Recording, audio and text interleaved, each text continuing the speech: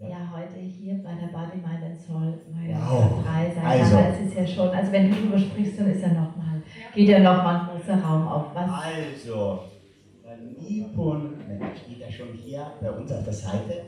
I will just explain a little bit of your life because in German. Sorry, how good is your German?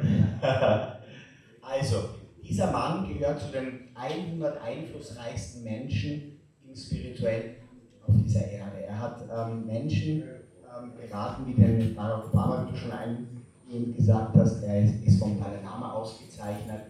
Er hat etwas getan mit 20, wo niemand von uns, glaube ich, sowas tun würde. Also er war ein Tech-Millionär in Silicon Valley und hat mit seiner Frau beschlossen, einfach alles hin und stehen zu lassen und 1000 Kilometer den Bettelmarsch durch Indien zu gehen. Er ist aber in Silicon Valley aufgewachsen, müsst ihr euch vorstellen. Das heißt, er hatte keinen Bezug, er hat nicht gewusst, auf was er sich da einlässt. Er hat nur den Ruf gespürt und hat gemerkt, irgendwas ist da falsch und er will auf diesen Weg gehen und hat damit so viel Liebe und so viel Dankbarkeit erlernen dürfen. Ihr müsst euch vorstellen, wenn ihr dort durch die Dörfer der Ärmsten geht und der arme Mensch borgt sich beim Nachbarn für dich Essen aus, damit er dich nähren kann, dann erfährt man wirklich, was ist Dankbarkeit, was ist Nächstenliebe und was ist wirklich Liebe. Und so ein Mann ist heute bei uns, er begeistert Millionen, er ist der Erfinder vom Service Space. Das ist eine Organisation, die komplett frei Projekte leitet und umsetzt und Obdachlose. Also, bitte begrüßen wir mit einem ganz großen Applaus Nipun Metha.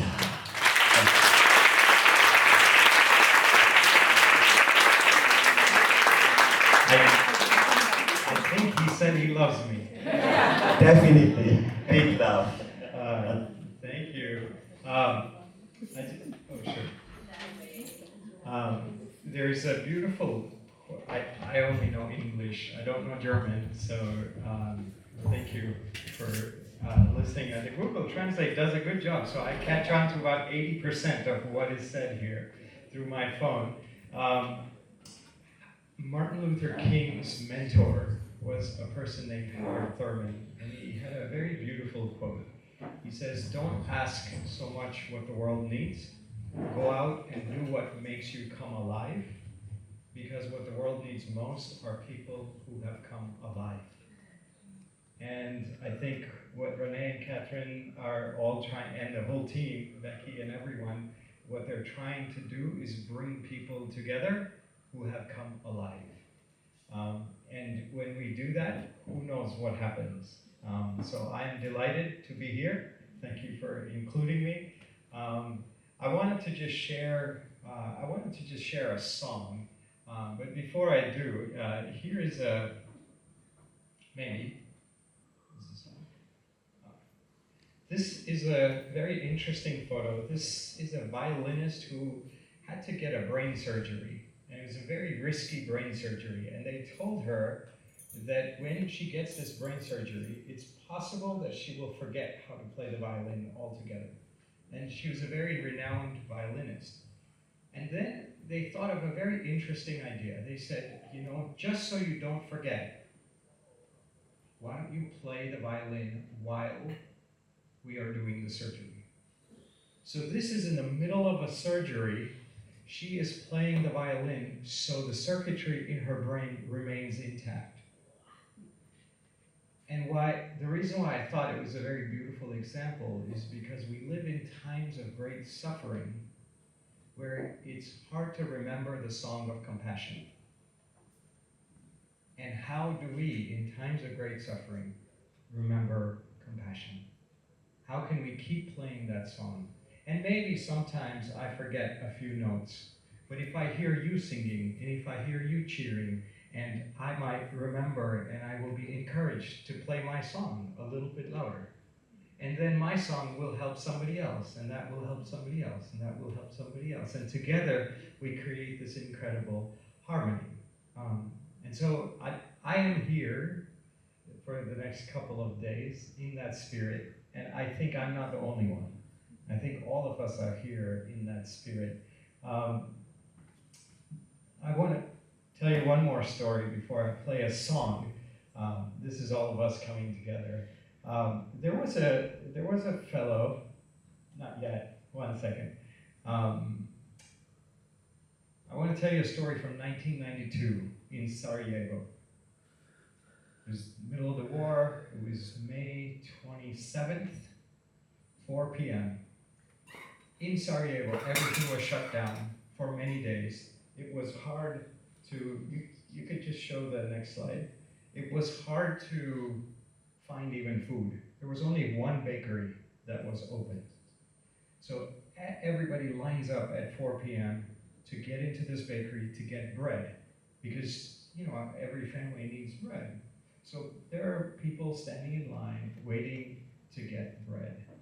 Right at that time, a bomb goes off and they dropped it right in the middle of that line, killing all 22 people that were just waiting for bread.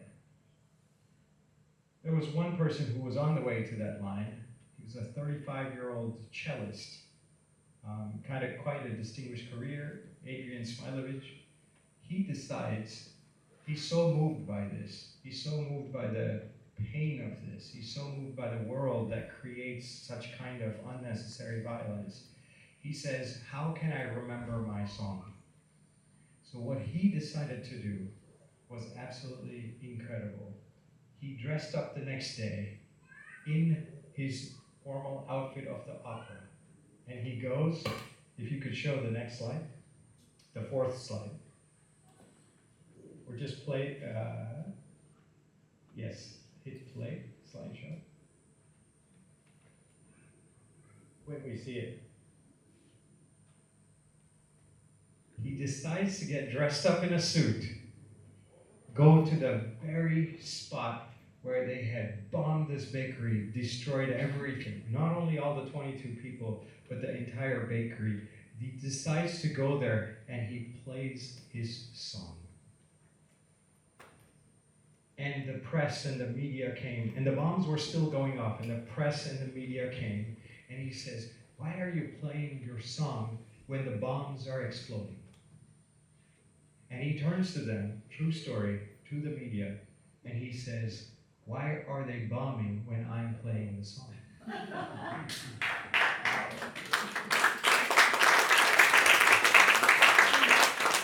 I mean, to me, it sends chills down my spine when I hear somebody in the middle of great tragedy, in the middle of great violence, in the middle of all kinds of unfairness. He goes in and he says, I will get dressed up, I will go to the very same spot at the very same time, 4 p.m., and for 22 days, in recognition of all 22 of those people who were just standing in line to get bread, he played this song. This has inspired so many people in so many different ways. One of them is the song that I want to play next for you. This is a woman named Holly Neer, and she wrote this song inspired by Adrian Smilovich, and she says, this is what she says of the song. The song is in English, so I have lyrics of it, which we'll try to figure out how to do. But just take a look at it, listen to this song, and then I think I'll give it back to Renee. We have space, yeah. So Renee is in the flow. He's island vibe. I like it. So let's just hear this song.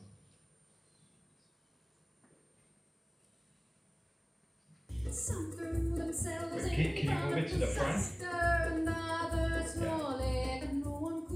Or just hit refresh on the page. Move the bar all the way to the front. Yeah. On your imagination as if telling a myth to a child. Would it be fantastical, wonderful, magical, and the romantic, the brave and the wild? Once upon a time there was a power so great that no one could know its name. People tried to claim it, and with it always sought arrogance and it in shame. Thousands of years would pass in a moment, hundreds of cultures would come and go. Each generation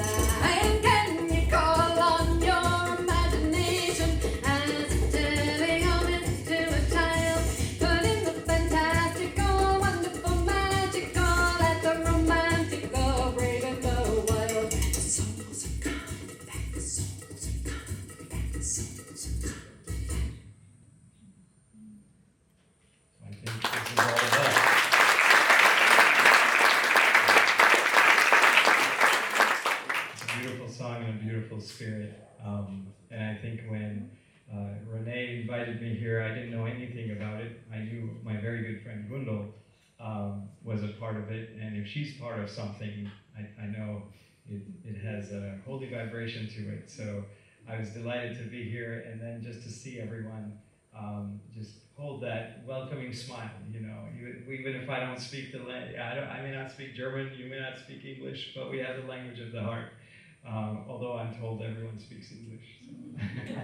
So. But thank you for saying yes to this spirit of helping each other remember our song, helping each other remember compassion in times of great challenge, in times of great suffering that the world is facing right now. So I look forward to the next couple days, and I look forward to birthing something together that we couldn't do alone.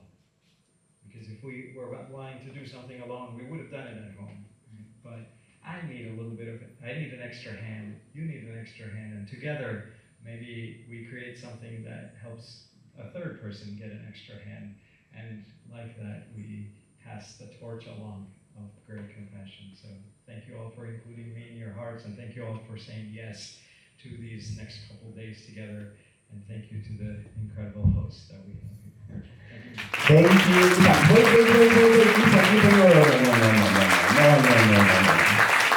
I mean,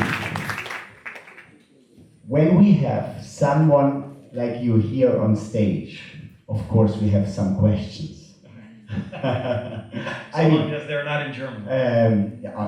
But I'm sure there are lots of people in there, they would love to hear some nice stories about Barack Obama, about Dalai Lama, about your journey to India when you started to make this incredible walk. It's amazing. I mean, you made things that we not even can imagine of, you know, but you did it. And that's why you're here, and that's why everybody can feel that there's something very holy around you. And so, why don't you? Sure, I'll tell you one or two stories. I just met him two days ago for the first time, but I feel like he's got such a big heart. This pilgrimage you were talking about, my wife also, who is here. Where's Goody? Wait for it. Hey, Goody.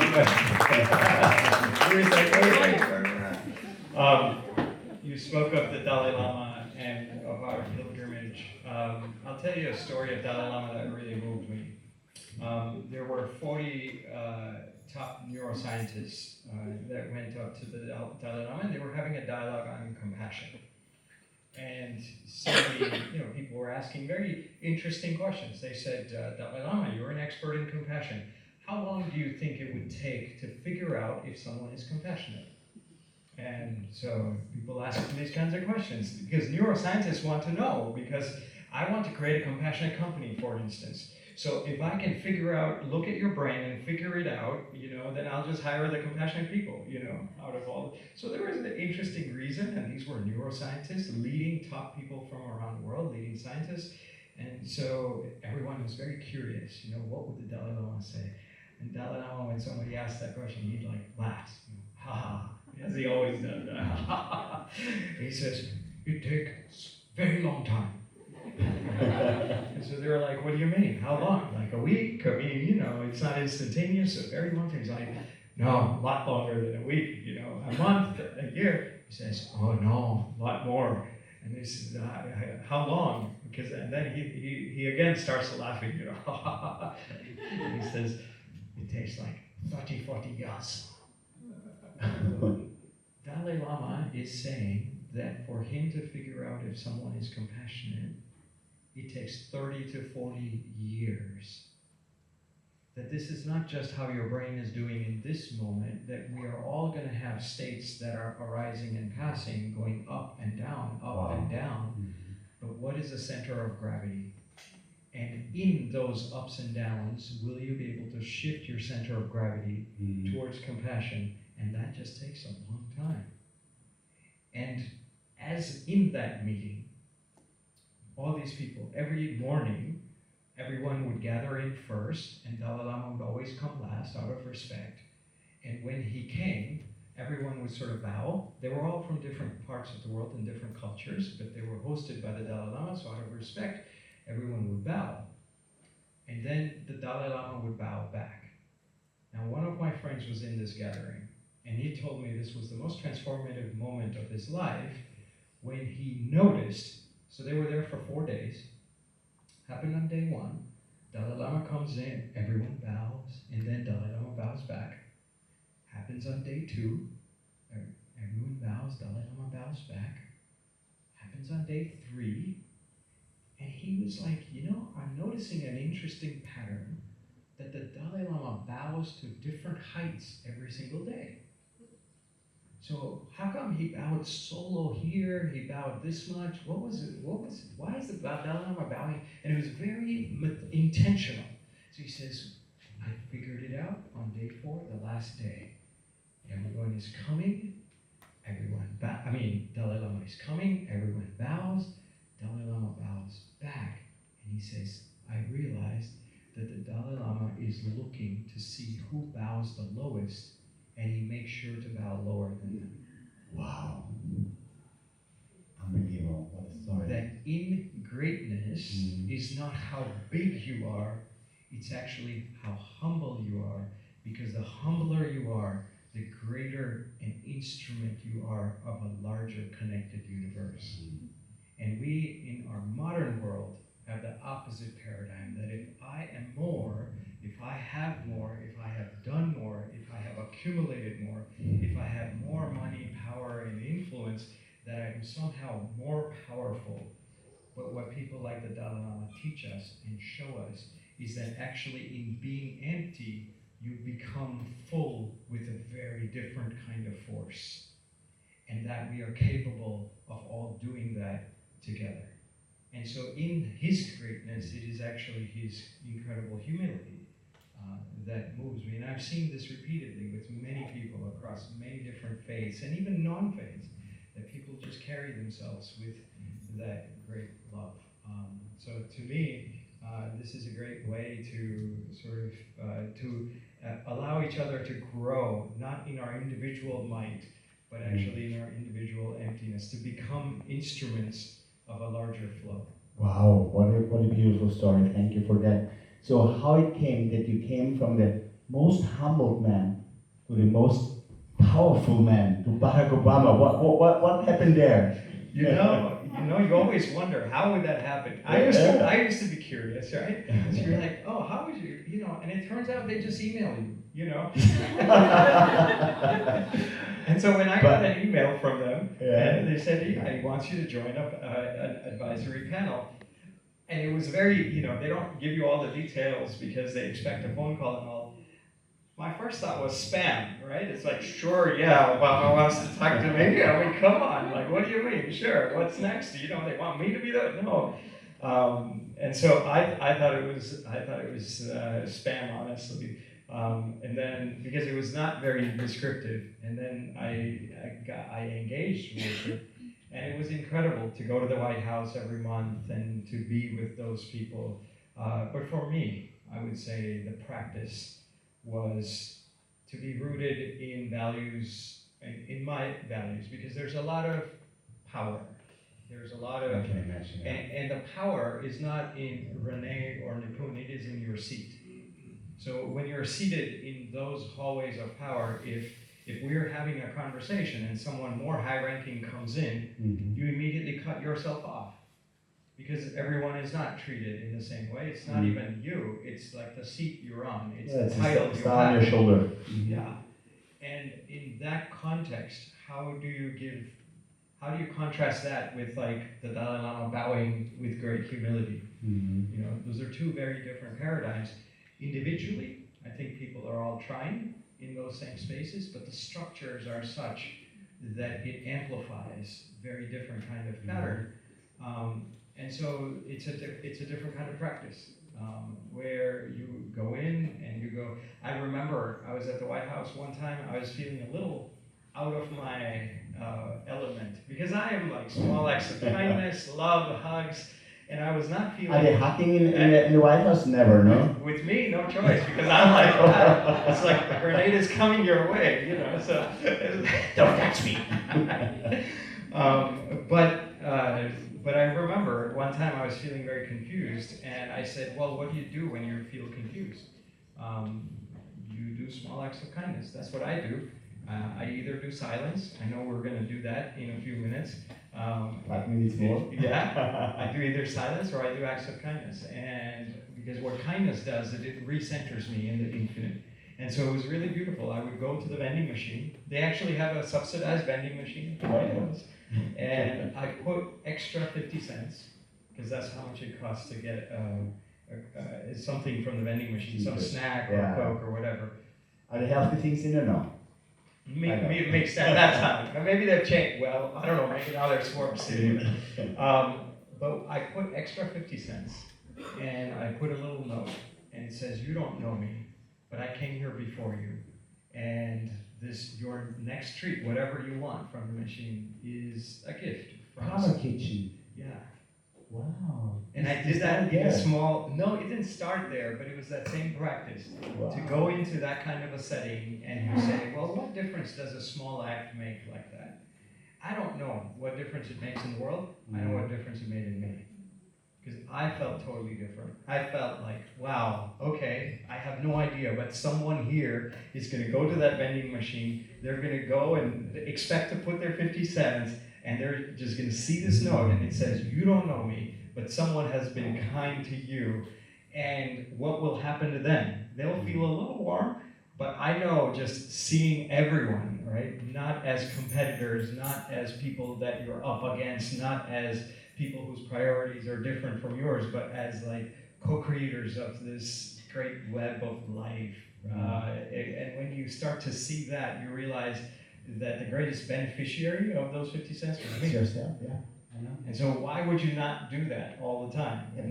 Because I figured it out, you know when? At the first BMS, when we had the first time this event, I figured out I did it for other people, but I benefit the most out of it at the end. It was amazing. But the next exercise that we will do, it's the same situation. Yeah. And so I think there's usually this idea that if you want to change the world, first focus on changing the world and then maybe you change yourself. Absolutely. But when we change ourselves, I didn't catch the full thing of the charts and the workshops, but there was a lot of changing ourselves, right? Aligning ourselves with the larger arcs of causation. And I think when we change ourselves, we become better, stronger, more aligned instruments for that greater flow. And so I think there's a lot to interchange as a way to cultivate outer change. You know, it changes what you do in the world. It changes how you do it. You know, and that's powerful. Yeah. Absolutely. So before we let you go, last question. yes.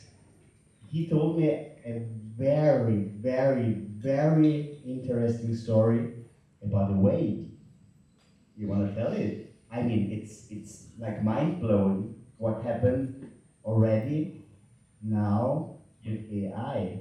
You want to tell it? Yes. Because he has good information about a system which is artificial intelligence, which is really, I've never seen it like that in the eyes of humanity. What can really AI do for us? But this story is amazing, please. I mean, so yes, I think AI, I come from the Silicon Valley. We are doing a lot of things around heart intelligence and artificial intelligence. How do those things come together? Should they even come together? All kinds of open question marks. There's a lot of big question marks.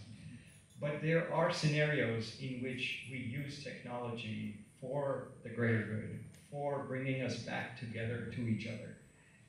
And one of those scenarios, there are some signs. There are some not so great signs as well. So I will just presence both of those.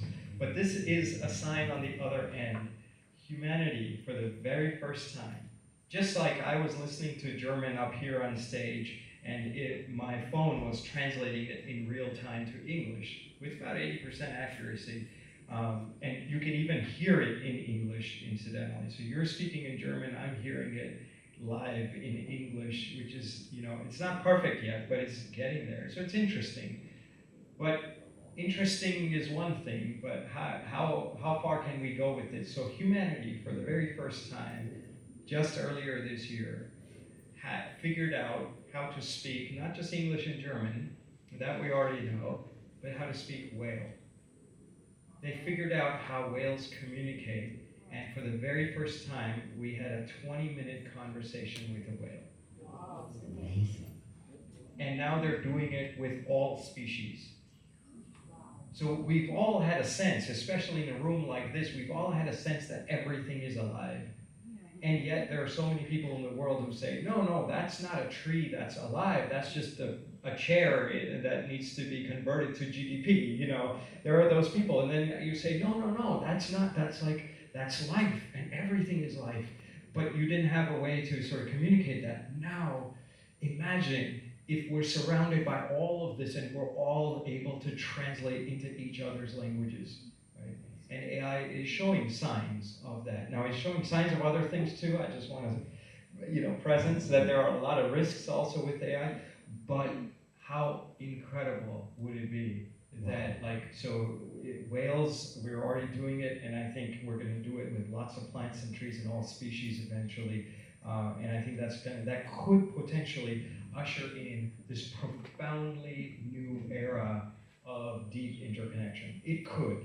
And I think if good hearts like all of us come together that in is the most gathering, important. yes, That's the only answer on how dangerous could be AI for us. If you use it with love, with your heart, with your conscious mind, there's no threat. But we have to get lots of us together, so we need lots of body, minds, and souls all over the world to create good-hearted people. Absolutely. And then in hands like ours, that would not be a threat. We would talk with whales in a way that we want to understand to make the life better for them. Yes. Not so. And then they could help us. Absolutely. Just like dolphins, the emotional part of dolphins' brains are like 6 times greater than human brains. Mm-hmm. So humans do, emotional intelligence really bad compared to dolphins, and so everyone has their own gifts. And imagine if we're able to communicate, figure out each other's gifts, and say, I could never do weightlifting like he does, right? And he could probably not. I'm a good coach over there, yes. But so that's your gift, and my gift might be, I don't know what my gift is, but maybe I can help her with the slides, And we all, if we all come together in those ways, then it's like my gift and your gift and your gift, and that's just, so I think AI can possibly unlock a field of new gifts and new kinds of interconnections in deep ways and change the systems that are actually currently tearing us apart. So I'll speak a little bit about that in a couple days. But yeah, I'm very excited about that. And I think it happens by holding the collective vibration. At its most fundamental level, we have to hold a deeper consciousness, because as Einstein said, that problems cannot be solved at the same level of consciousness that created them. So I think the work we're doing here is incredibly important to building a collective for humanity. Absolutely. Nipun Metha, thank you so much. Thank you.